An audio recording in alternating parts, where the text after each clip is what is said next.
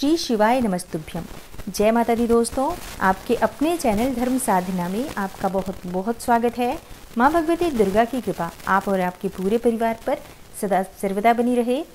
दोस्तों, प्रदोष का व्रत भगवान भोलेनाथ को अत्यंत ही प्रिय है और इस व्रत को धारण करके जो भी भक्त विधि विधान से भगवान शिव का पूजन करते हैं, माता पार्वती का पूजन करते हैं, शास्त्रों के अनुसार उनकी समस्त मनोकामनाएं भगवान शिव की कृपा से पूर्ण होती हैं।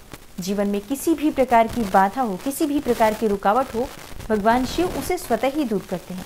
इसलिए भक्त बहुत ही श्रद्धा भाव से प्रदोष का व्रत धारण करते हैं। लेकिन अगर आप किसी भी कारणवश प्रदोष का व्रत नहीं कर पाते हैं तो भी बिल्कुल भी परेशान न हो। आज के दिन अगर आप सिर्फ भगवान शिव का पूजन करते हैं, माता पार्वती का पूजन करते हैं और वो भी शाम के समय प्रदोष काल में, तो निश्चित ही इस व्रत का भी फल आपको प्राप्त होता है और आपकी जो भी मनोकामना हो बिना व्रत किए भी पूर्ण हो जाती है। तो आज की वीडियो में मैं आपसे बात करने वाली हूँ फाल्गुन मास के कृष्ण पक्ष के प्रदोष व्रत के बारे में। फाल्गुन मास का कृष्ण पक्ष का प्रदोष व्रत कब है, त्रयोदशी तिथि कब प्रारंभ होगी, कब समाप्त होगी और व्रत हमें किस दिन धारण करना है, पूजा का यानी कि प्रदोष काल की पूजा का शुभ मुहूर्त क्या होगा। और आज के दिन बहुत ही शुभ योग लग रहा है। इस शुभ योग में अगर आप कोई भी छोटा सा भी उपाय करते हैं भगवान शिव की कृपा पाने के लिए या किसी भी मनोकामना को पूर्ण करने के लिए, तो निश्चित ही आज की जो पूजा है उससे आपकी मनोकामना पूर्ण होती है। क्योंकि फाल्गुन मास का जो प्रदोष व्रत होता है दोस्तों, बहुत महत्वपूर्ण होता है। महाशिवरात्रि से ठीक पहले जब हम शिव की पूजा आराधना करते हैं और उसके बाद अगले दिन फिर हम महाशिवरात्रि की पूजा करते हैं, तो महाशिवरात्रि की पूजा का कई गुना फल हमें प्राप्त होता है। और जिस भी कामना से हम त्रयोदशी तिथि पर या महाशिवरात्रि पर भगवान शिव की पूजा करते हैं, निश्चित ही भगवान शिव की कृपा से वो हमारी कामना पूर्ण होती है। तो आज की वीडियो में मैं आपसे बहुत ही महत्वपूर्ण एक बहुत अचूक और बहुत सरल उपाय शेयर करने वाली हूँ, जिसे आप जिस भी मनोकामना से करेंगे वो मनोकामना आपकी अवश्य पूर्ण होगी। किसी भी कामना से आप इस उपाय को कर सकते हैं। किसी भी प्रकार की गृह बाधा आपके जीवन में हो, आपके कार्यों में बहुत सारी बाधाएं आ रही हो, चाहे संतान प्राप्ति में बाधा हो, विवाह में बाधा हो, व्यापार में बहुत सारी परेशानियां आ रही हैं, नौकरी मिलने में समस्या है या जहां पर आप नौकरी कर रहे हैं वहां पर बहुत सारी परेशानियां हो रही हैं, आप सम्मानपूर्वक वहां पर नौकरी नहीं कर पा रहे हैं, तो भी आप इस उपाय को कर सकते हैं। दाम्पत्य जीवन को सुखमय बनाना चाहते हो, पति पत्नी के रिश्ते में मधुरता लाना चाहते हैं, तो भी आप इस उपाय को करेंगे तो निश्चित ही आपको लाभ होगा। वीडियो को पूरा ज़रूर देखिए। अगर आपको आज की वीडियो अच्छी लगे तो लाइक भी ज़रूर कीजिए। दोस्तों, आपके लाइक्स, आपके कमेंट्स बहुत महत्वपूर्ण होते हैं मेरे लिए, क्योंकि ये एकमात्र वो जरिया है जिनसे मुझे पता चलता है कि ये वीडियो आपके लिए उपयोगी है या आपको ये वीडियो पसंद आती है या किस तरह की वीडियो आपको चाहिए, उसके सुझाव भी आप कमेंट बॉक्स में मुझे दे सकते हैं। और अगर आप चैनल पर पहली बार आए हैं, अभी तक आपने चैनल को सब्सक्राइब नहीं किया है, तो आज की वीडियो आप पूरी ज़रूर देखिए। अगर आपको आज की वीडियो अच्छी लगे तो लाइक भी ज़रूर कीजिए, शेयर भी ज़रूर कीजिए और चैनल को सब्सक्राइब करके बेल बटन को ज़रूर प्रेस कर लीजिए। इससे ये होगा कि इस चैनल पर जो नई वीडियो अपलोड होंगी उनकी नोटिफिकेशन आपको सही समय पर प्राप्त हो जाएगी। तो दोस्तों, बात कर लेते हैं सबसे पहले कि प्रदोष व्रत की पूजा विधि क्या होती है, नियम क्या होते हैं। और अगर आप व्रत नहीं भी करते हैं तो भी इस विधि से अगर आप पूजा करेंगे तो निश्चित ही आपको प्रदोष व्रत का संपूर्ण फल प्राप्त होगा। देखिए, प्रदोष व्रत के दिन हमें प्रातःकाल जल्दी उठना चाहिए। व्रत करते हैं तब भी और नहीं व्रत करते हैं तब भी हमें प्रातःकाल सूर्योदय से पहले ज़रूर उठ जाना चाहिए।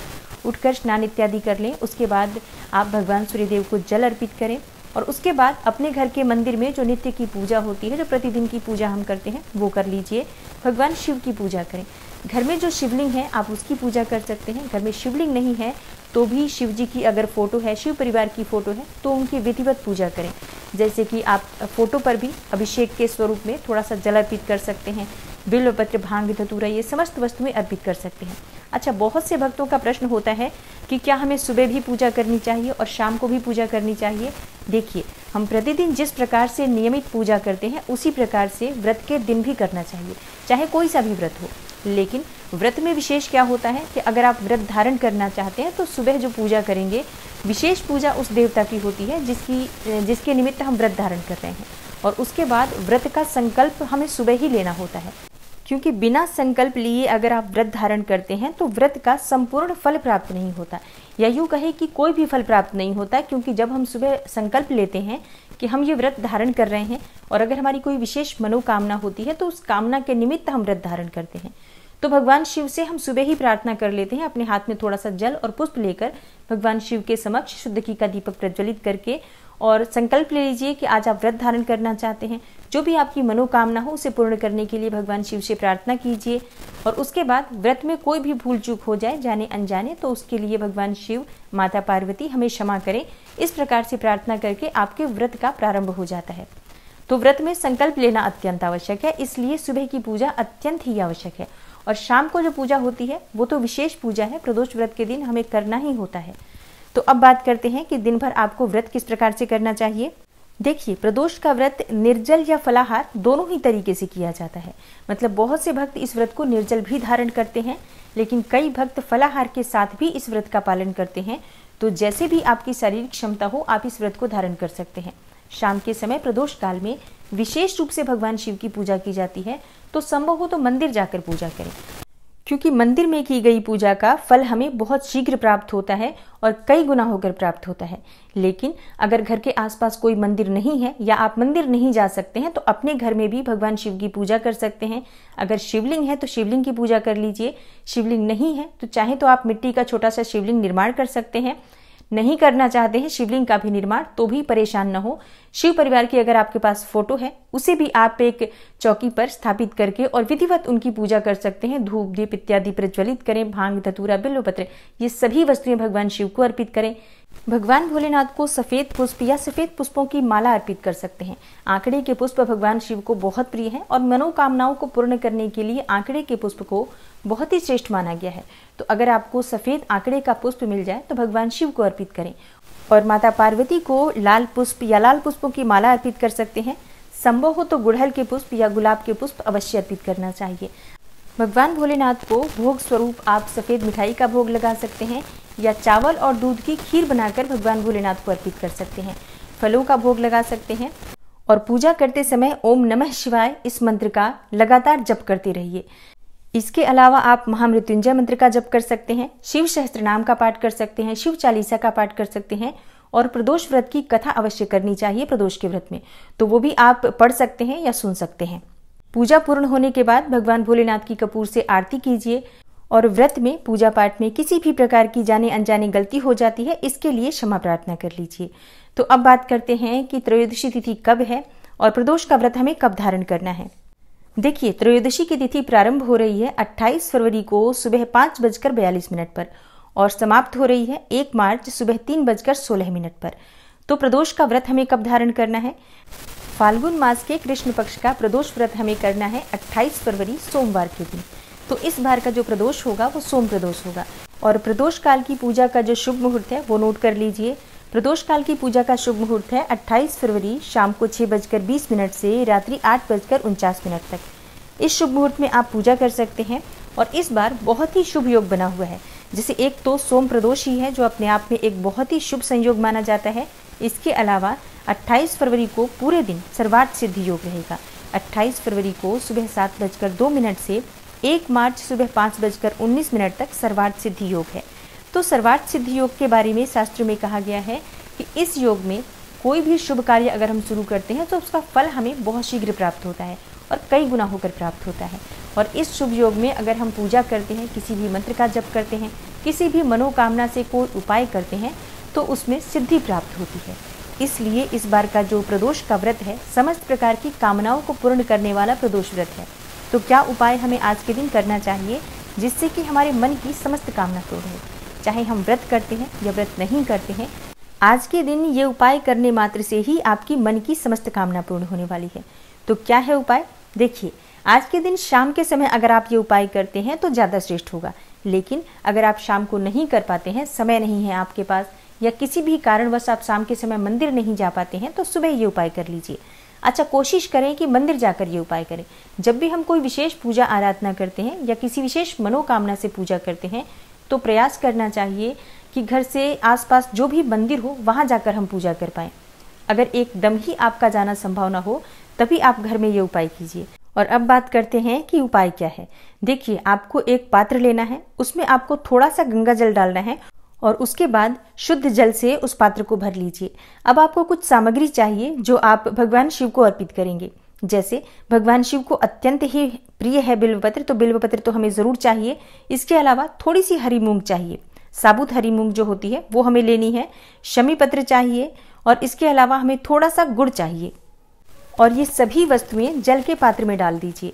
जल से भरे हुए उस पात्र में आपको बिल्वपत्र डालना है। अगर आपके पास 5 बिल्वपत्र हो, आप 5 बिल्वपत्र डाल सकते हैं, तब तो अत्यंत ही श्रेष्ठ है।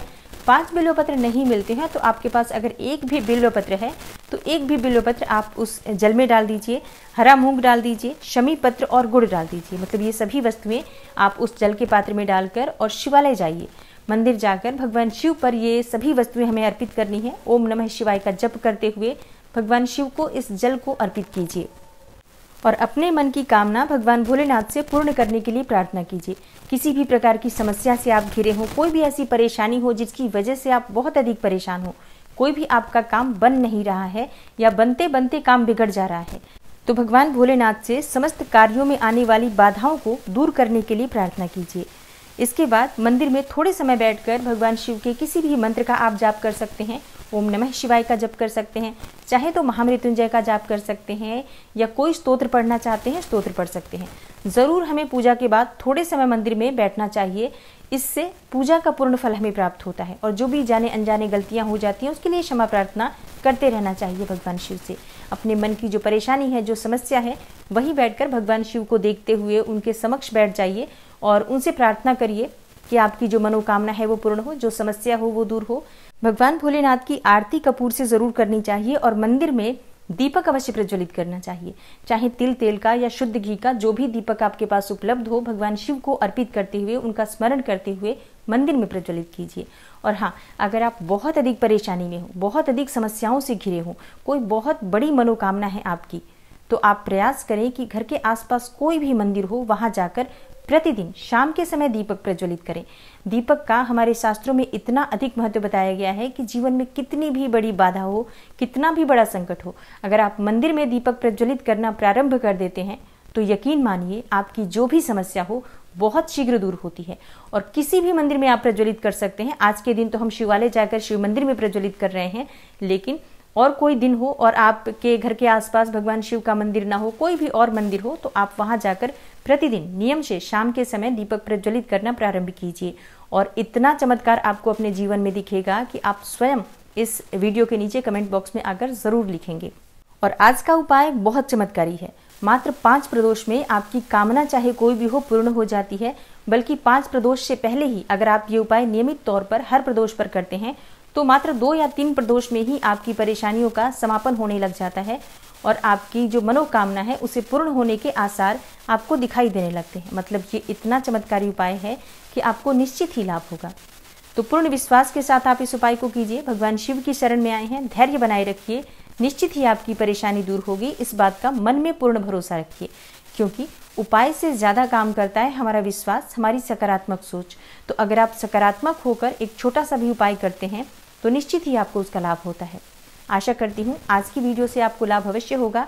अगर आपको आज की वीडियो अच्छी लगी हो, लाइक ज़रूर कीजिए, शेयर भी कीजिए फैमिली फ्रेंड्स के साथ। और चैनल पर पहली बार आए हैं, अगर अभी तक आपने चैनल को सब्सक्राइब नहीं किया है तो आज की वीडियो आपको अच्छी लगी हो तो चैनल को सब्सक्राइब ज़रूर कर लीजिए और बेल बटन को भी प्रेस कर लीजिए। इससे ये होगा कि इस चैनल पर जो नई वीडियो अपलोड होंगी उनकी नोटिफिकेशन आपको सही समय पर प्राप्त हो जाएगी। मैं मिलती हूँ आपसे अगली वीडियो में, तब तक के लिए नमस्कार।